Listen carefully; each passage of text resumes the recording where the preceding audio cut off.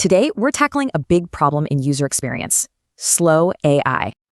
You know that feeling of anxiety? It's what happens when an AI task takes hours, not seconds. Yeah, this slow pace completely breaks the back and forth we're used to. It's a huge design challenge. But believe it or not, this isn't a new problem. It's basically the return of batch processing. So instead of a quick chat, we're just dropping off a request and, well, just waiting. So how do we fix this? Well, good design has to start before the AI even runs. First off, the AI can't just guess. It needs to ask questions to avoid wasting hours. Then, the AI should give you a clear contract. You need to know exactly what to expect. Okay, the task is running. How do we make that long wait bearable and keep you in the loop?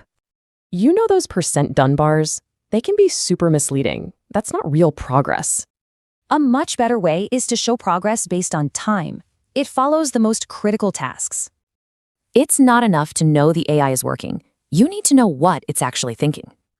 So not downloaded a paper, but found 3 arguments against the hypothesis. See the difference? And notifications need to be way smarter. Tier them by urgency so you're not constantly getting pinged.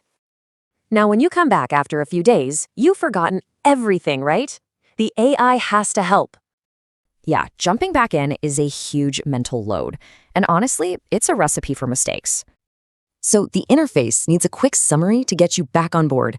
It's all about recognition, not recall. But what's the most crucial thing? Making sure you feel like you're in charge, always. This means you need to see the work in progress, like a rough draft, so you can make corrections early. Sometimes a good enough result now is better than a perfect one later. You need a stop and keep button. But after 20 hours, it's tough to cancel a bad run. That's the sunk cost fallacy kicking in. The UI can help fight this by showing you the salvage value, what can still be used. Think of it like an airplane. It needs pre-flight checks and a pilot. That's how you build trust. So as AI gets even slower, the real question is, how do we design to keep us in the pilot seat? Please like this video and subscribe to Jakob Nielsen's newsletter on UX Tigers for his latest insights every week.